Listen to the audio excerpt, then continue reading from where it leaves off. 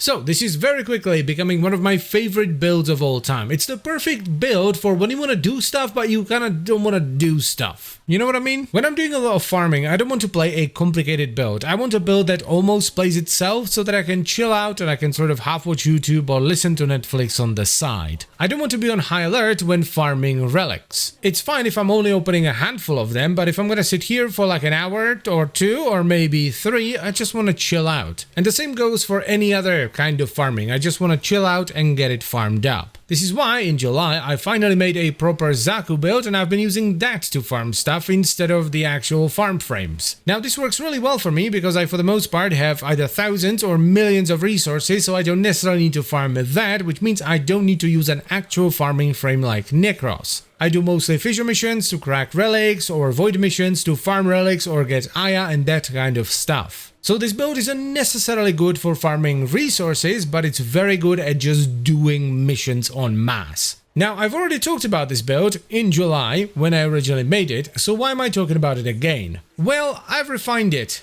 a little bit. And the companion rework that came with the Dagath update made it a lot stronger because you can get a ton of extra damage from your companions. So here's the refined version of the build, and this is mainly for the star chart, though I will talk about a steel path variant later. For the aura you have a couple of options. I run Energy Siphon for better energy sustain, but you could also run Growing Power for more damage, Brief Respite for more defense, or even Sprint Boost so you can move around faster. After that we max out our range with Cunning Drift, Overextended Stretch and Auger Reach. This is important because on top of giving you more range, surprisingly enough, it also determines the number of weapons you can steal with Grasp of Lock. Then we want to get some strength, so we run Intensify and Blind Rage, which I have 2 ranks from the top just to save on some efficiency. This helps us to scale the damage of the stolen weapons quite a bit, because you have the base damage multiplied by strength, which is then multiplied by the enemy level. This determines the level of content this build can comfortably do. Then we slap on Streamline to balance out the negative efficiency from Blind Rage a little bit. We follow that up with Primed Continuity for a nice chunk of extra duration, and we top it off with Catalyzing Shields. Xaku is really strong when it comes to shield gating because of his Vast and Time ability, which provides a 75% dodge chance. So when you're in your Vast and Time, which with this build you're gonna be all the time, you only have a 25% chance to actually take damage when you get hit. It actually makes the build pretty damn tanky. Next up, let's talk about shards. We have 1 blue with 5 health regenerated per second. You can take this out if you're running a weapon that can heal you. This is just here to sustain health when you occasionally take a bit of chip damage outside of a shield gate. Next, to make the build feel a little bit more comfy, I run 2 crimsons with ability duration, just so I don't have to recast Vast on Time as often.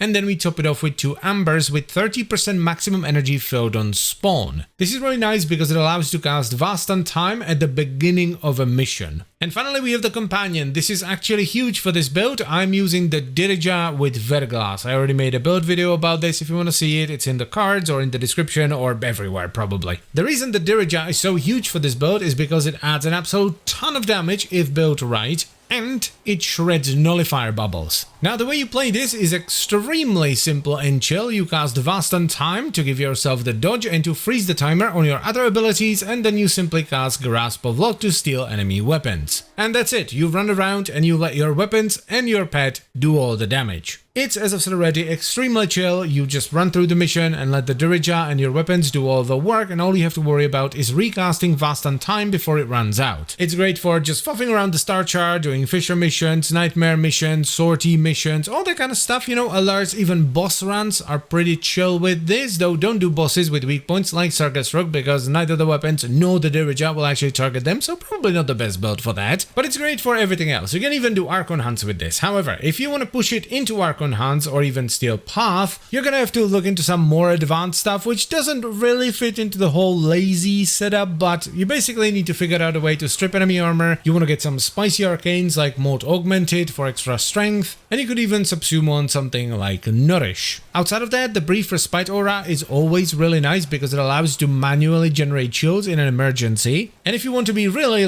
defensive, you could take out Auger Reach, which will drop your max weapons from 16 to 15 and replace it with a Rolling Guard. The most important thing for endgame by far is going to be stripping away armor from the armored factions, as that provides massive damage reduction. So yeah, despite the setup being fairly similar to what I ran previously, it's considerably stronger, it's much tankier, it does better damage, and it can optionally be tweaked for high-end steel path as well. And as always guys, I thank you very much for watching. I hope you've enjoyed the video and you will give this setup a shot, and I would like to extend a special thank you to all the channel members. Thank you very much guys, I really appreciate your support. And I'll see you next time. Bye bye.